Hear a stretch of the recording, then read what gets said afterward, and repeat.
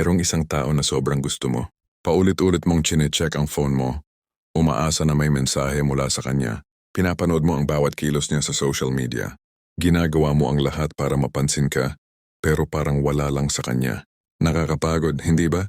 Pero paano kung sinabi ko sa iyo na ang dahilan kung bakit hindi ka niya napapansin ay dahil sa maling paraan ng pag-iisip mo? Ngayong araw ituturo ko sa iyo ang 5 prinsipyo ng Stoicism na hindi lang makakakuha ng atensyon niya, kundi magpapabago rin ang buhay mo. Tandaan mo ang mga salitang ito ni Marcus Aurelius. Ang iyong kapangyarihan ay naroon sa iyong pag-iisip, hindi sa mga pangyayari sa labas. Maintindihan mo ito at makakakita ka ng lakas. Alam mo ba kung ano ang pinakamalaking problema sa modernong pag-ibig? Ang desperasyon. Nagiging desperado tayo kapag may gusto tayo. Ginagawa nating sentro ng mundo natin ang taong iyon. Binabago natin ang ating sarili para lang mapansin. Nagpapanggap tayo na iba tayo. Nag-aantay tayo ng oras na baka sakaling tumingin siya sa direksyon natin. Pero ang totoo, ang desperasyon ay parang amoy ng takot. Nararamdaman ng mga tao yan.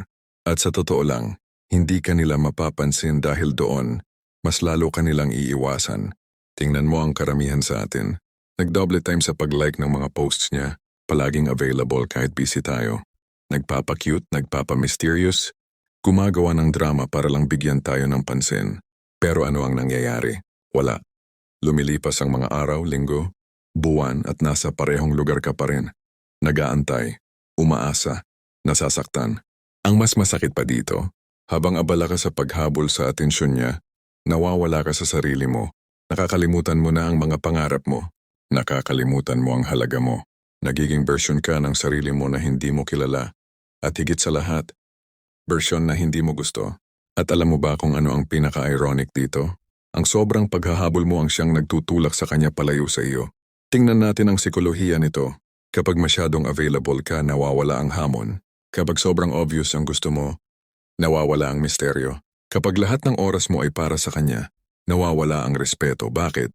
Dahil ang mga tao ay natural na naaakit sa mga bagay na may halaga at ang mga bagay na may halaga ay hindi madaling makuha. Pero hindi ito tungkol sa paglalaro ng mind games.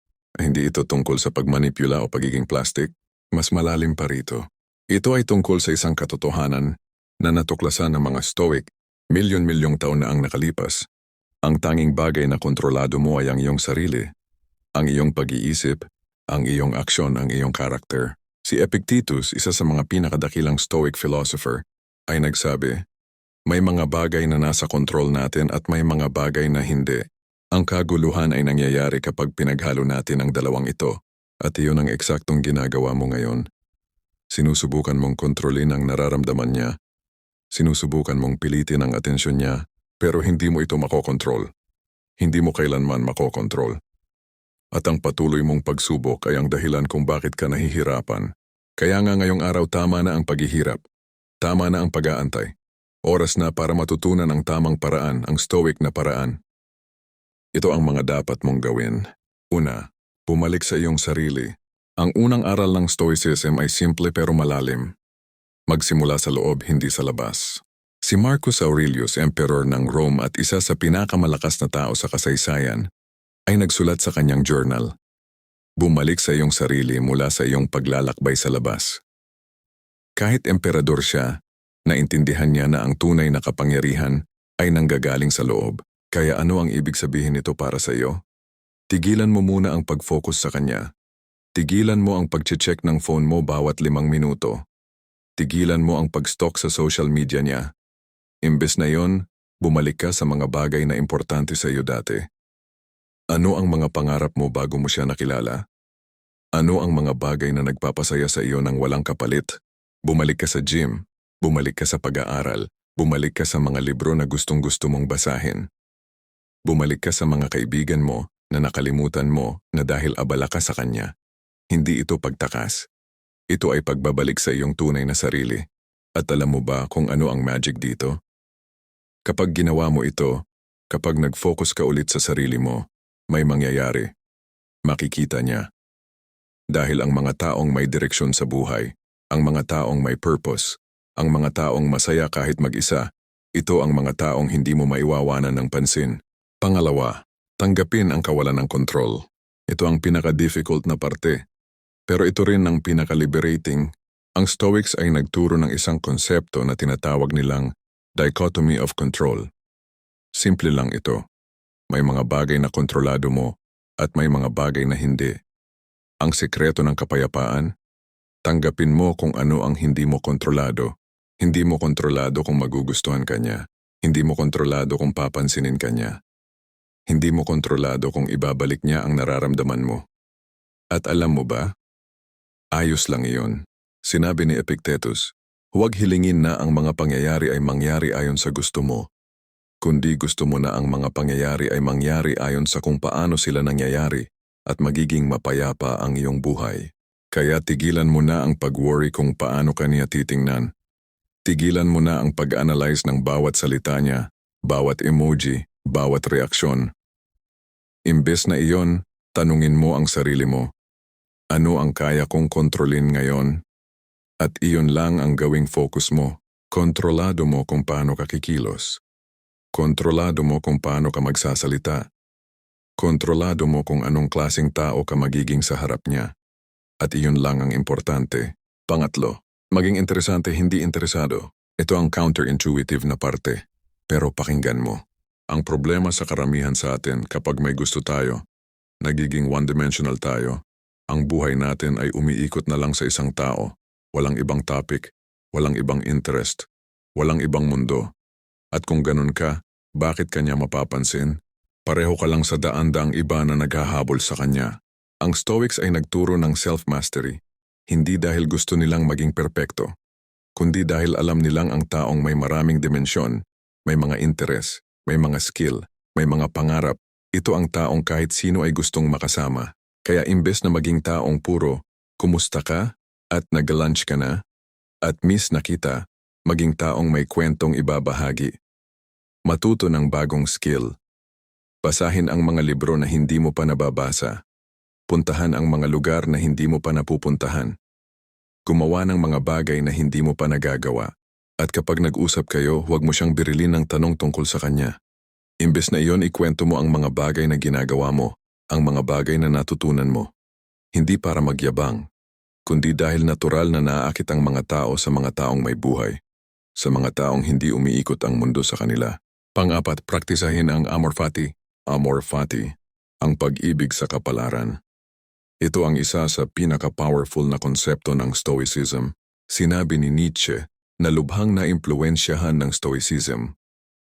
Ang aking formula para sa kadakilaan sa isang tao ay amor fati, na hindi mo gustuhin ang anumang bagay na iba maliban sa kung ano ang mayroon, pasulong man o pabalik, para sa lahat ng kawalang hanggan. Ang ibig sabihin nito sa konteksto ng pag-ibig, tanggapin mo kung saan ka ngayon.